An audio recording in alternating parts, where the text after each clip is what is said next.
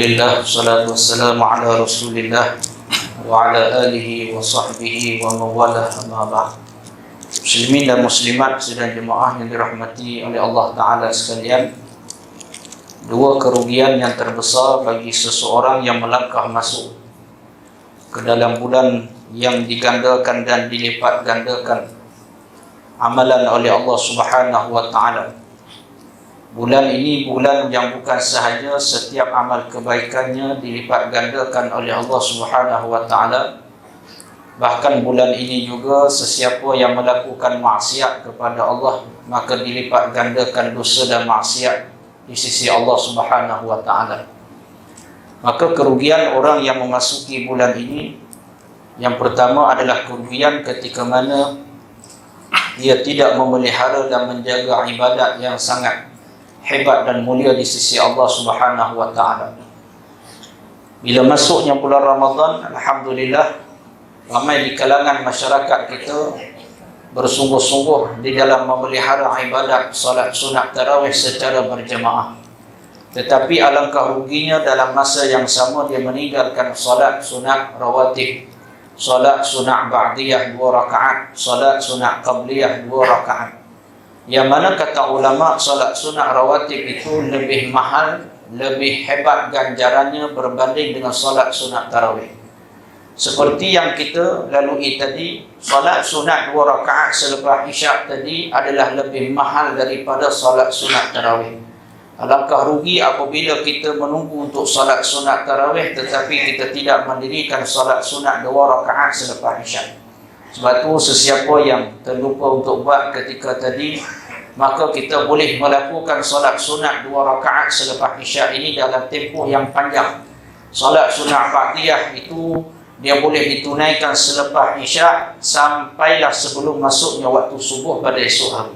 Jadi maka kita boleh tunaikan lagi salat sunat ba'diyah supaya kita tidak terluput ganjaran yang lebih hebat daripada salat sunat tarawih. Yang lebih rugi daripada itu apabila kita datang untuk salat sunat tarawih tetapi kita meninggalkan salat sunat witir.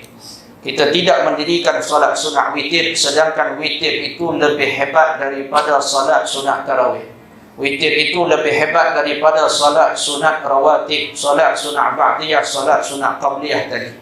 Berarti witir itu tingkatannya sangat tinggi juga di sisi Allah Subhanahu wa Ta'ala. Malah akan ruginya ketika mana kita ini selepas daripada 8 kita terus balik tanpa kita mendirikan witir bersama dengan imam.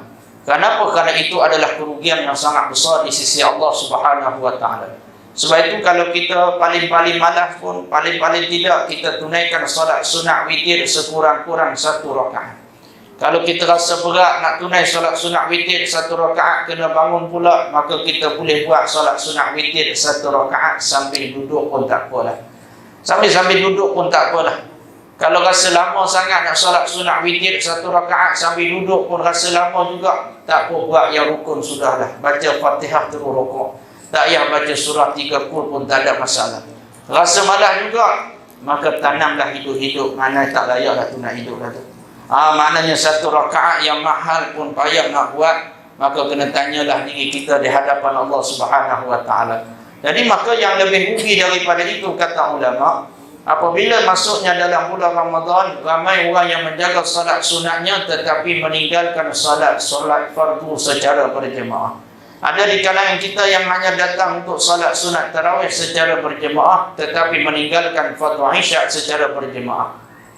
Tuan-tuan puan-puan yang dirahmati oleh Allah, salat fardu isyak secara berjemaah itu lebih mahal daripada dengan 1,000,000 rakaat salat sunat tarawih yang didirikan dalam bulan Ramadan.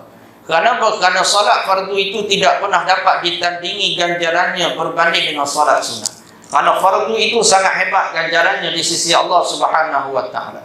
Yang lebih pening ada di kalangan setengah masyarakat ini, dia tak semayang isyak terus semayang sunat tarawih. Yang ini ada, saya pernah jumpa. Maknanya dia pergi semayang untuk tarawih saja, isyak dia tak semayang. Kenapa? Kerana baginya tarawih ini lagi wajib daripada isyak. Inilah orang yang kita sebut sebagai ketum ataupun tertelapil kuda, dua tu lah. Jadi maknanya pening. Kenapa? Kerana tidak ada ilmu, jahil. sehingga tidak dapat menentukan dan membedakan yang mana lebih bernilai, yang mana tidak bernilai, yang mana kurang nilainya, sehingga dia mengutamakan yang kurang nilai sehingga dia meninggalkan yang lebih bernilai. Maka sebab itu jagalah sebagaimana sayangnya kita dengan solat sunat tarawih, maka lebih sayang kita di dalam meninggalkan solat fardu secara berjemaah. Karena kata Nabi SAW, solat isya, kata Nabi, man syahidal isya fi jama'atin, sesiapa yang mendirikan solat isya secara berjemaah, kana lahu ka qiyam nisfi lailatin, dia telah menyempurnakan seumpama dia telah berqiyamul lail separuh malam. Dan tetapi man syahidal isya wal fajri fi jama'atin, adapun orang yang salat isya lalu kemudian salat subuh juga secara berjemaah, malam ni dia salat isya berjemaah, subuh esok dia datang salat subuh secara berjemaah, Nabi kata kana lahu ka qiyamil lail, kana lahu ka qiyam milailatin, kata Nabi SAW, dia telah menyempurnakan seumpama dia telah berqiyamul lail sepanjang malam.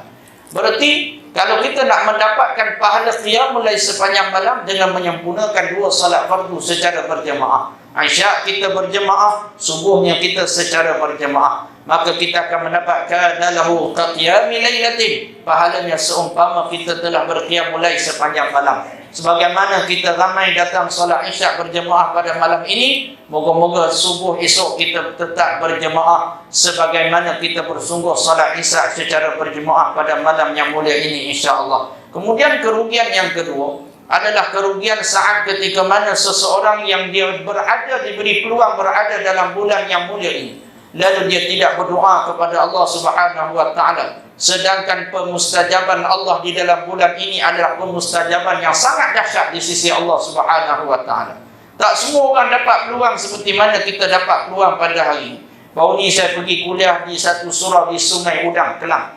Bagaimana kata AJK dia, ustaz, pengusi kita baru saja menghembuskan nafasnya. Saya kata, bila pula pengusi baru meninggal dunia? Dia kata, sehari sebelum Ramadan, sebelum masuk maghrib awal Ramadan, jam 6.45 petang dia meninggalkan dunia. Berarti ada orang sebelum beberapa minit sebelum masuk Ramadan, dia tak dapat bersama Ramadan. Walhal sebab itu Allah Ta'ala rezekikan kepada kita. Ruginya kita apabila kita tidak berdoa pada Allah Subhanahu wa Ta'ala. Muslimin muslimat yang dirahmati oleh Allah, doa ni, kata Sayyiduna Abu Hurairah, man ruziqad du'a lam yuhram al-ijabah. Sesiapa yang Allah rezekikan dalam kehidupannya itu suka berdoa, rajin berdoa, suka tadah tangan minta pada Allah, lam yuhram al-ijabah, pasti dia tidak terhalang mendapatkan pemustajaban di sisi Allah Subhanahu wa taala. Siapa yang berjanji? Allah yang berjanji di dalam surah Ghafir ayat yang ke-60, ud'uni astajib lakum. Kata Allah, kamu minta, pasti aku perkenankan doa kamu. Doa ni walaupun bukan dalam bulan Ramadan, Allah confirm perkenankan doa gitu. Cuma bila masuk sahaja bulan Ramadan, pemustajaban Allah terlebih dahsyat. Lagi dahsyat kalau dalam bulan Ramadan pada malam Al-Qadar kita berdoa, dan lagi dahsyat kalau pada malam Al-Qadar yang berdoa itu seorang mak dan ayah yang mendoakan anaknya, seorang suami yang mendoakan isterinya, seorang guru yang mendoakan kepada muridnya, sangat dahsyat di sisi Allah Subhanahu wa taala. Sebab itu doa selalu minta. Kata Sayyidina Umar Al-Khattab radhiyallahu anhu, aku tidak bimbang soal pemustajaban doa di sisi Allah, karena aku yakin bila aku minta, confirm Allah mustajab doa aku. Yang aku bimbang, kata Sayyidina Umar, aku tidak ada masa untuk berdoa pada Allah Ta'ala. Hak ni yang kita bimbang. Nak doa sibuk duk buat kuih raya, nak doa sibuk duk hidang makanan, nak buka puasa tak sempat nak berdoa, nak doa sibuk duk main mercun, tak sempat nak berdoa, sehingga kita melupakan doa kita pada Allah Subhanahu wa taala. Sedangkan Allah hanya ingin memakbulkan doa kita, Allah nak makbul doa kita, sedangkan kita sibuk untuk tidak berdoa pada Allah. Kadang-kadang imam baru beri salam belah kanan, makmum dah atas motosikal dah lagi, lajunya kita lagi. Maka sehingga kita tidak sempat berdoa pada Allah. Muslimin muslimat yang dirahmati oleh Allah, satu benda saya nak kongsikan, mustajab Allah itu terlebih dahsyat daripada apa yang kita fikirkan. Saya balik daripada umrah sebelum Covid hari itu, kebetulan naik flight daripada Jeddah nak balik ke KLIA. Ringkas cerita, ada seorang hamba Allah lelaki umur lebih kurang 50-an. Dia duduk depan tempat duduk saya. Dalam keadaan dia ni awal-awal dah masuk flight di Jeddah tu dalam keadaan macam orang kena demam, kesejukan. Jadi bila kapal terbang ni dah mula bergerak lebih kurang beberapa jam dah di ruang udara ni, jadi hamba Allah ni makin lama makin tenang, makin lama makin teruk sakit dia, sehingga dia terpaksa dibawa ke bahagian belakang tempat ruang solat kecil. Saya naik tu Saudi. Jadi dia duduk kat bahagian belakang ni, sehingga doktor khas dalam kapal terbang ni dia ulang alik tengok, sehingga ada orang buat pengumuman, siapa ada alat insulin tolong hantar, tolong bawa ke belakang. Kemudian selang beberapa ketika dibuat pengumuman pula, iaitu untuk buat pendaratan segera, pendaratan kecemasan. Duk tanya-tanya orang, rupanya kata mereka kalau tak mendarat segera, dia kata tunggu mendarat kat KLIA, hamba Allah ni kemungkinan besar akan mati. Jadi dia pun terus mendarat. Tu kali pertama saya naik kapal terbang ni ada pendaratan kecemasan. Mendarat di airport India. Sampai di sana ada ambulans dah tunggu, ambil lelaki ni bawa ke hospital berdekatan. Kami ni dalam kapal terbang tunggu beberapa jam, sehingga dia datang balik, hamba Allah datang balik dalam keadaan sihat walafiat, macam tak sakit, walau sikit pun macam tak sakit dia. Sembangnya dengan raut wajahnya, gembiranya dia.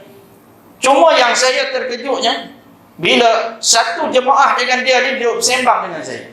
Dia bersembang sama dengan dia ni, dan saya dengar mereka bersembang. Dia kata, betulah waktu dia sebelum balik baru ni dekat Mekah, dia ada bergurau bercakap dengan kami. Dia kata rasa-rasa balik nanti nak singgah di India je. Macam itulah lebih kurang ayat. Di Mekah dia buat gurau macam tu. Dia kata macam lama dah tak singgah di India. Macam itulah lebih kurang. Saya pun tanya balik, betul ke dia cakap macam tu? Dia kata ya, dia cakap macam itulah sebelum dia balik baru ni dekat Mekah. Allah makbul sungguh gurauan dia, sehingga dia boleh singgah sungguh di India. Lepas singgah sihat walafiat. Bukan dia seorang singgah, dengan aku sekali singgah. Satu kapal terbang singgah. Tu yang kita termenung. Sepelik itu pun Allah boleh makbul doa. Hatta benda tu bukan minta sungguh pun, gurau je, Allah boleh makbul.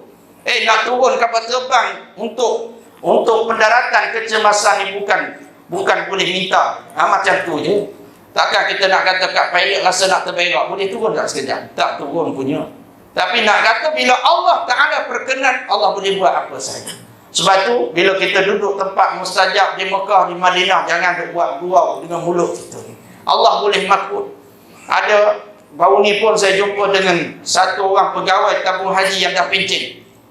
Dia pun kongsi pada saya, dia kata betul sungguh Ustaz, pengalaman dia bawa jemaah haji, ada seorang tu dia kata selalu tak jaga mulut. Sebelum nak pergi haji ni selalu duk minta, dia kata saya tak nak kongsi bilik dengan orang. Saya nak pergi haji, saya nak duduk bilik seorang-seorang je, dia kata. Dia tak nak kongsi dengan siapa. Allah makbul sungguh Ustaz doa dia. Dia dapat duduk bilik seorang-seorang sampai di Mekah. Dia jatuh sakit, masuk hospital, duduk buat seorang-seorang. Mana duduk seorang-seorang? Sebagai mana apa yang dia nak, Allah bagi. Jadi sebab itu apa yang kita minta jangan buat main. Sebab itu yakin pada Allah, apa yang kita minta Allah boleh makbul. Termasuklah kalau kita nak minta, kata ulama, apa yang kita nak dalam bulan Ramadan, minta syurga banyak-banyak.